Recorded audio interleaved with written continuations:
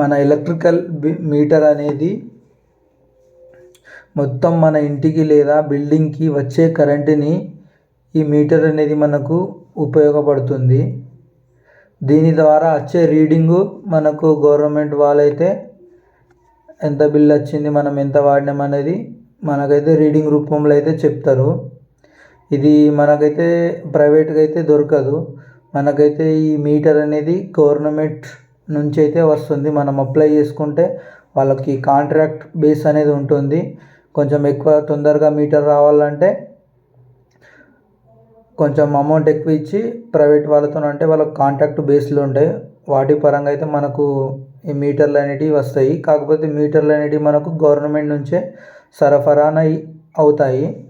అది ఎలా పనిచేస్తుందంటే మనము ఎంత వాడితే అంత రీడింగ్ ద్వారా మనకైతే కరెంట్ బిల్ అనేది వస్తుంది. ఇప్పుడు సబ్మీటర్ గురించి అయితే తెలుసుకుందాము. సబ్మీటర్ అనేది మనకు బయట ఎలక్ట్రికల్ షాప్లలో అయితే దొరుకుతుంది. సబ్మీటర్ అనేది ఈ సబ్మీటర్ అనేది మనం ఎలా యూజ్ చేసుకోవాలి, ఎలా వాడాలి అనేది తెలుసుకుందాము. ఫస్ట్గా ఏంటంటే ఒక మీటర్ ఉంది, 2 గదులు ఉన్నాయి. తద్వారా ఏమవుతుందంటే ఒకళ్ళ ఇంట్లో ఒక ఫ్రిడ్జ్, ఒక ఏసీ, ఒక గీజర్ ఒకటి ఉంది. పక్క వాళ్ళ ఇంట్లో ఒకటే ఫ్యాన్ ఉంది, ఒకటే లైట్ ఉంది. కాకపోతే కరెంట్ బిల్లు ఒక 3000 4000 వచ్చింది అనుకోండి. ఒక ఫ్యాన్ ఉన్నోడు, ఇప్పుడు 2 ఏసీలు, ఒక గీజరు, ఒక ఏసీ ఉన్నోడు సగం సగం కట్టుకోవాల్సి వస్తుంది. ఇప్పుడు ఇందులో ఎక్కువ కరెంటు వాడుతున్నది ఎవరు? 2 ఏసీలు, ఒక గీజరు, ఒక ఫ్రిడ్జు, ఒక లైటు, ఒక ఫ్యాను వాడుతున్న అతనైతే కట్టుకోవాల్సి వస్తుంది. ఏమవుతుందంటే ఇద్దరు 2 రూములు పక్క పక్కన ఉన్నాయి, ఒకటే మీటర్ ఉన్నది కాబట్టి ఇద్దరు సగం సగం కట్టుకోవాలి లెక్క ప్రకారం అయితే. కాకపోతే మనకు ఇందులోనే తేడా అవుతుంది. ఏమవుతుందంటే నువ్వు ఎక్కువ వాడుతున్నావు కాబట్టి నీకు ఎక్కువ ఎలక్ట్రానిక్ వస్తువులు ఉన్నాయి కాబట్టి నీకు బిల్ ఎక్కువ వస్తుంది. సో నువ్వే కట్టుకో. నేను ఒకటే లైట్, ఒకటే ఫ్యాన్ వాడుతున్నా కాబట్టి ఒక 100 రూపాయలు ఇస్తా. తద్వారా ఇద్దరి మధ్యలో పెద్ద యుద్ధమే జరుగుతుంది.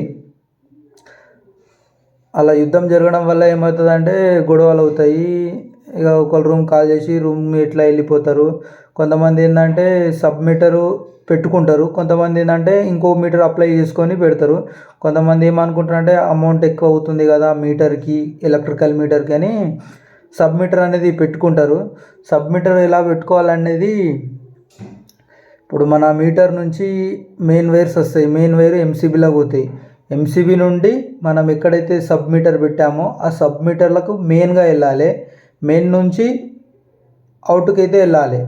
అక్కడ ఇన్నో అవుట్ అని ఉంటుంది. సేమ్ మీటర్ కనెక్షన్ ఎలా ఉన్నదో సబ్మీటర్లో కూడా మెయిన్ కనెక్షన్ అలానే ఇవ్వాలి.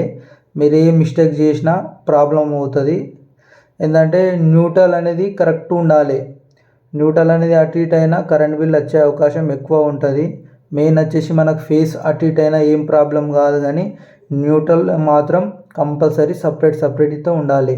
అటు ఇటు అయినా కరెంట్ బిల్లు ఎక్కువ వచ్చే అవకాశాలు ఉంటాయి. ఆ రీడింగ్ ఎలా తెలుసుకోవాలనేది నెక్స్ట్ వీడియోలో తెలుసుకుందాము. ఓకేనా ఫ్రెండ్స్?